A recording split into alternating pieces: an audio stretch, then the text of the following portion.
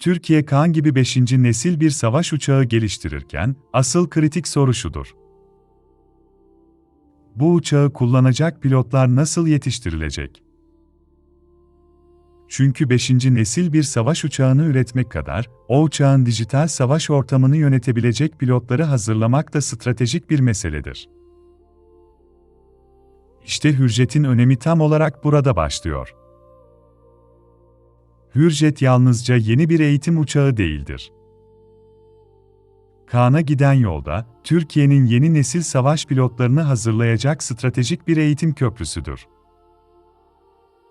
Stratejik odak olarak yeni bir çalışma ile karşınızdayız. Bu videoda, Türkiye'nin yerli jet eğitim uçağı Hürjet'i teknik, stratejik ve operasyonel yönleriyle ele alıyoruz. Hürjet'in motorundan uçuş değerlerine, kokpit yaklaşımından görev rollerine, Kaan'a geçişteki kritik yerine ve küresel rakipleriyle karşılaştırmasına kadar geniş bir çerçeveye bakacağız.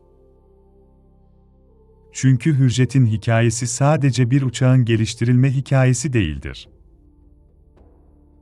Bu hikaye aynı zamanda Türkiye'nin insanlı jet havacılığında yeni bir eşiğe geçme iradesinin hikayesidir. Modern savaş uçaklarında pilot artık sadece uçağı uçurmaz. Sensörleri, veri bağlantılarını, görev bilgisayarını, tehdit bilgisini, hedefleme sistemlerini ve dijital kokpit ortamını aynı anda yönetir. Bu nedenle analog kokpit alışkanlığından doğrudan 5. nesil bir savaş uçağının bilgi yoğun görev ortamına geçmek doğru bir eğitim zinciri değildir. Pilotun önce yüksek hızlı jet uçuşuna, sonra modern dijital kokpit mantığına, ardından da karmaşık görev yönetimine hazırlanması gerekir. Hürjet bu geçişin merkezinde yer alır. Bu teknik analizde birlikte 5 ana başlığa bakacağız. Birincisi, Hürjet'in teknik yapısı, motoru, uçuş değerleri ve kokpit yaklaşımı. İkincisi, Hürjet'in Kaan'a geçiş sürecinde neden stratejik bir eğitim köprüsü oldu? Üçüncüsü, platformun ileri jet eğitimi, harbe hazırlığa geçiş, karşı kuvvet görevi ve akrobatik gösteri uçağı gibi görev rolleri. Dördüncüsü, Hürjet'in M346, T-50 ve T-7A gibi rakipleriyle karşılaştırıldığında nasıl bir konumda yer aldı? Beşincisi ise bu projenin Türkiye'nin hava gücü, pilot eğitimi, savunma sanayi ekosistemi ve Kaan hedefi açısından ne ifade etti? Videonun sonunda asıl soruya tekrar döneceğiz. Hürjet yalnızca bugünün jet eğitim uçağı mı? Yoksa Türkiye'nin 5. nesil savaş pilotlarını hazırlayan stratejik köprü mü? Hazırsanız başlayalım. Bir eğitim uçağını değerli yapan şey sadece ne kadar hızlı uçtuğu değildir. Asıl mesele, o uçağın pilotu bir sonraki aşamaya ne kadar iyi hazırladığıdır. Hürjet'in teknik yapısı da tam olarak bu amaç etrafında şekillenmiştir.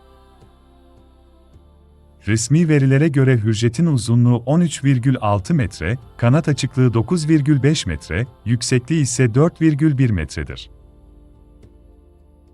Bu ölçüler, platformun hem eğitim görevleri hem de farklı görev yapılandırmaları için kompakt fakat güçlü bir gövde mimarisine sahip olduğunu gösterir. Hürjet tek motorlu bir jet platformudur. Uçakta GF404-104 varyantı motor kullanılmaktadır.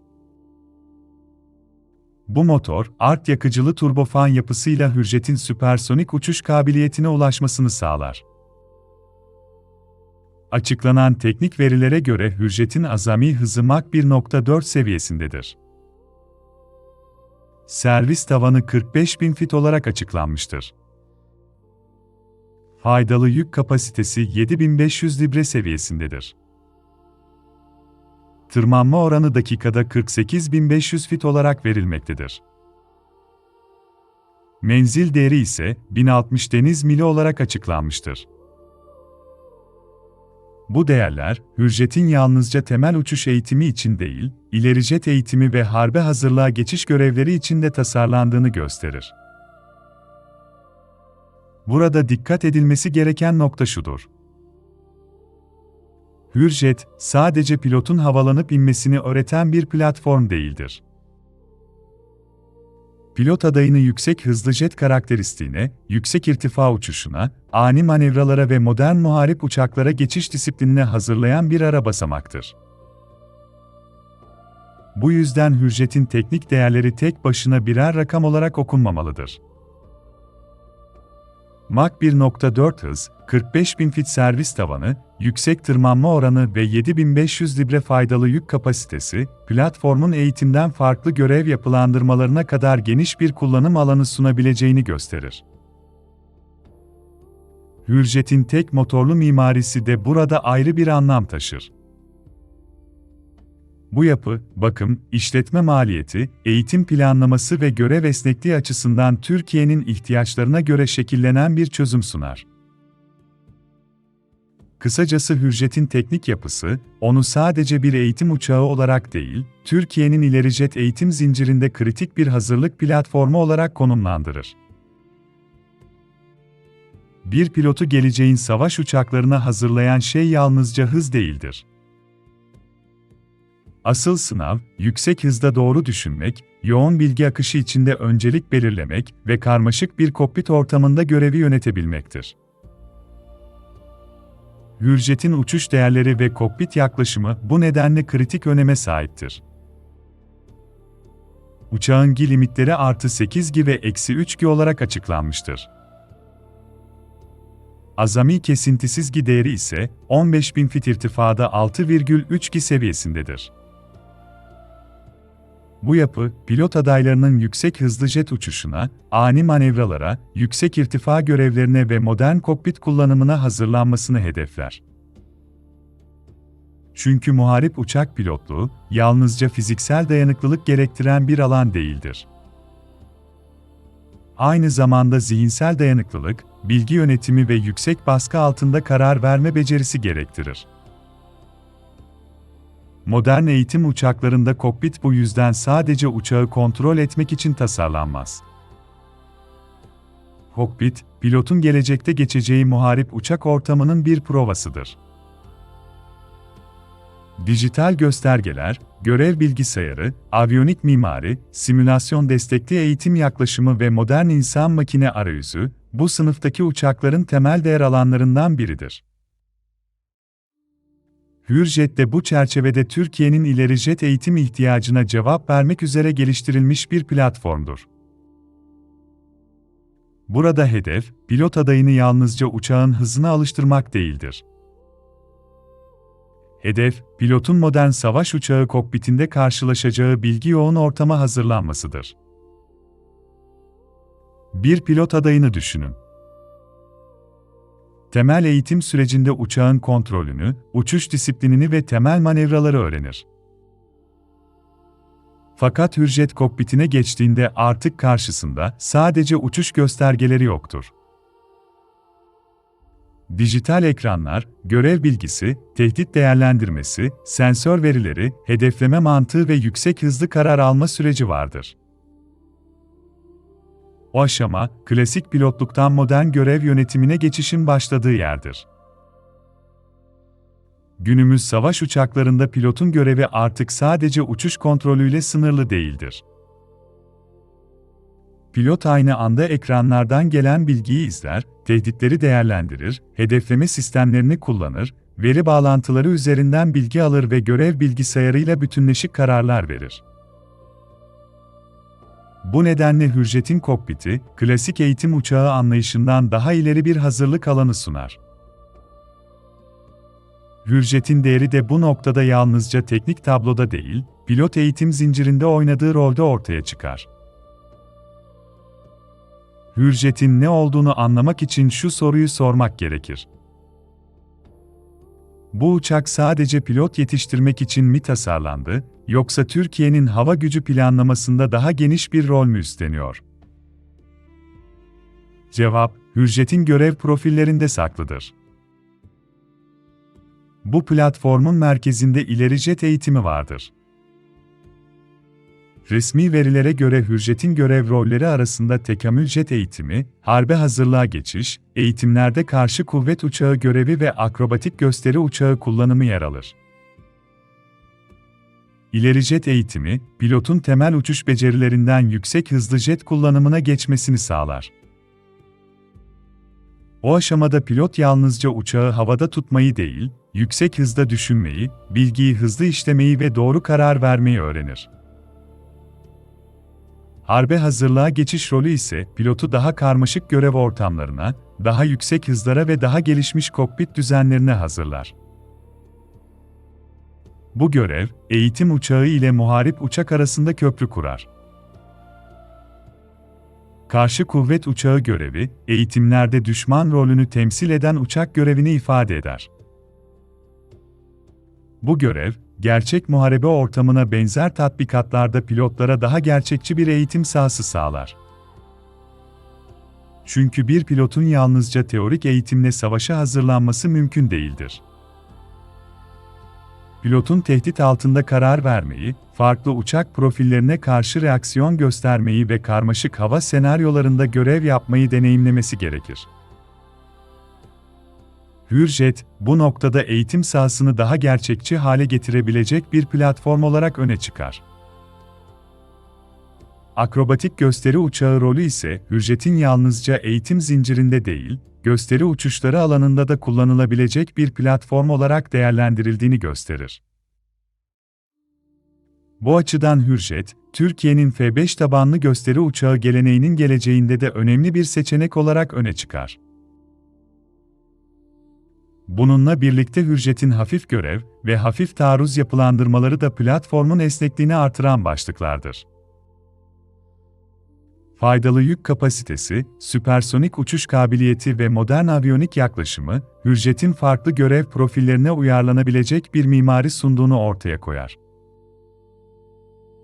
Bu noktada Hürjet'in değeri yalnızca tek bir teknik değerden gelmez. Asıl değer, eğitim, görev esnekliği, yerli mühendislik birikimi ve uzun vadeli hava gücü planlaması içinde ortaya çıkar. Hürjet bu nedenle sadece bir uçak değil, Türkiye'nin pilot eğitiminden taktik hazırlığa uzanan daha geniş bir hava gücü mimarisinin parçasıdır. Hürjet'in asıl hikayesi, onu sadece eski eğitim uçaklarının yerini alacak yeni bir platform olarak gördüğümüzde eksik kalır. Çünkü Hürjet'in en kritik rolü, Kaan'a giden yolda ortaya çıkar. Türkiye 5. nesil bir savaş uçağı geliştirirken, o uçağı kullanacak pilot profilini de yeniden düşünmek zorundadır. Çünkü 5. nesil bir savaş uçağı, yalnızca daha hızlı veya daha güçlü bir uçak değildir. Bu sınıftaki platformlarda pilot artık sadece uçağı uçurmaz. Aynı anda sensörleri, görev bilgisayarını, veri bağlantılarını, tehdit bilgisini, hedefleme sistemlerini ve ağ merkezli harp ortamını yönetir. Bu yüzden geleceğin savaş pilotu, klasik anlamda sadece iyi uçan pilot değildir. Aynı zamanda bilgi yoğun kokpit ortamında karar verebilen, ekranlardan gelen veriyi süzebilen, tehdidi önceliklendirebilen ve görevi dijital sistemler üzerinden yönetebilen bir operatördür. Kaan da bu anlayışın Türkiye'deki karşılığıdır. 5. nesil bir savaş uçağına geçiş, yalnızca uçuş hızı veya manevra kabiliyetiyle açıklanamaz. Asıl fark, düşük görünürlük yaklaşımı, gelişmiş aviyonik mimari, artırılmış durumsal farkındalık, hassas hedefleme, veri bağı ve birlikte çalışabilirlik alanlarında ortaya çıkar. Bu nedenle analog göstergelerle ve eski nesil kokpit düzenleriyle yetişen bir pilotu doğrudan 5. nesil bir savaş uçağının dijital görev ortamına geçirmek doğru bir eğitim yaklaşımı değildir. Pilotun yalnızca uçağın uçuş karakteristiğine değil, dijital kokpit mantığına, modern görev ekranlarına, sensör bilgisine, yüksek hızlı karar alma sürecine ve modern aviyonik mimariye önceden alışması gerekir. İşte Hürjet bu noktada görünmeyen ama kritik bir rol üstlenir. Hürjet, Kaan'a giden yolda dijital nesil pilotların yetişmesi için tasarlanmış stratejik bir hazırlık platformudur. Bu platformda amaç yalnızca pilotun jet hızına alışması değildir. Asıl amaç, pilotun modern savaş uçağı kokpitinde karşılaşacağı bilgi yüküne, görev yönetimine ve dijital karar alma disiplinine hazırlanmasıdır. Bir başka ifadeyle Hürjet, Kaan'ın sadece öncesindeki eğitim uçağı değildir. Kaan kokpitine giden zihinsel geçişin başladığı platformdur. Kaan gibi bir platforma geçişte en pahalı hata, pilotu geleceğin savaş ortamına geç hazırlamaktır. Bu yüzden modern eğitim uçağı sadece havada uçan bir araç değildir. Aynı zamanda simülasyon, taktik senaryo, dijital kokpit ve görev yönetimiyle birleşen bir eğitim sistemidir. Hürjet'in modern eğitim yaklaşımı da bu noktada önem kazanır. TUSAŞ'ın açıkladığı özellikler, Hürjet'in yalnızca klasik bir jet eğitim uçağı olarak düşünülmediğini gösterir. Hürjet'te başüstü göstergesi, kaska monteli gösterge seçeneği, tam otorite dijital kontrollü uçuş sistemi, gelişmiş insan-makine arayüzü, veri linki, gömülü taktik eğitim ve canlı sanal yapıcı eğitim sistemleri öne çıkar. Bu sistemler, pilotun yalnızca gerçek uçuşu değil, aynı zamanda karmaşık taktik senaryoları da eğitim sürecinde deneyimlemesini sağlar. Gömülü taktik eğitim yaklaşımı, pilotun havadayken görev senaryolarını, tehdit ortamını ve taktik karar süreçlerini eğitim sisteminin parçası olarak çalışabilmesi anlamına gelir. Canlı sanal yapıcı eğitim anlayışı ise gerçek uçuşu, simülasyon ortamlarını ve senaryo tabanlı eğitim unsurlarını aynı eğitim zincirinin parçası haline getirir. Bu yaklaşım, Kaan gibi çok daha pahalı ve karmaşık bir platforma geçişte hata payını azaltan stratejik bir hazırlık alanı oluşturur. Çünkü 5. nesil bir savaş uçağının pilotunu doğrudan, o uçağın üzerine eğitim yükü bindirerek yetiştirmek hem maliyetli hem de risklidir. Hürjet bu geçiş süresindeki eğitim riskini, maliyeti ve uyum süresini azaltmayı hedefleyen bir çözüm olarak konumlanır. Pilot adayı, Hürjet ile yüksek hızlı jet uçuşuna, modern kokpit düzenine, gelişmiş görev ekranlarına, yüksek G ortamına ve muharip uçaklara geçiş disiplinine hazırlanır. Burada mesele sadece uçuş saati kazanmak değildir. Mesele, pilotun zihnini 5. nesil savaş ortamına hazırlamaktır. Bir pilot Hürjet kokpitinde dijital görev ekranlarını, veri akışını, yüksek hızlı karar almayı ve taktik eğitim senaryolarını deneyimledikçe, Kaan gibi bir platforma geçişte daha bilinçli bir altyapıya sahip olur. Bu yönüyle Hürjet, Kaan'ın gölgesinde kalan küçük bir proje değildir. Tam tersine, Kaan gibi 5. nesil bir savaş uçağını etkin kullanabilecek pilot profilini oluşturacak eğitim zincirinin ana halkalarından biridir. Türkiye kendi 5. nesil savaş uçağını geliştirirken, o uçağı kullanacak pilotları eski nesil eğitim anlayışla hazırlayamazdı. Hürjet'in stratejik cevabı tam olarak burada ortaya çıkar. Bu platform, Türkiye'nin gelecekteki hava gücüne yalnızca yeni bir uçak kazandırmaz. Aynı zamanda Kaan kokpitinde görev yapabilecek yeni nesil savaş pilotu kültürünün oluşmasına katkı sağlar.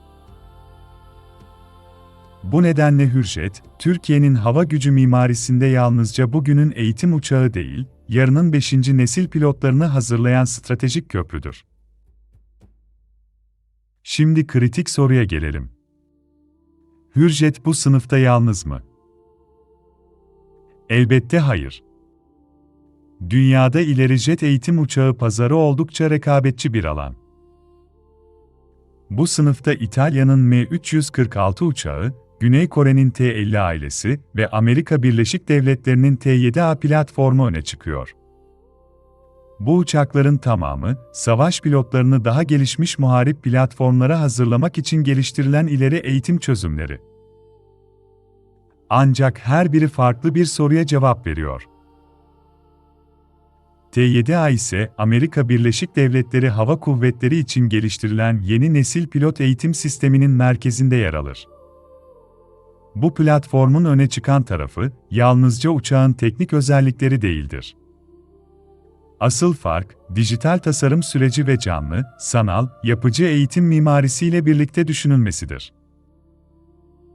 T-7A, modern pilot eğitimini uçak, simülatör, yer destek sistemleri ve dijital eğitim altyapısıyla birlikte ele alan bir yaklaşımı temsil eder.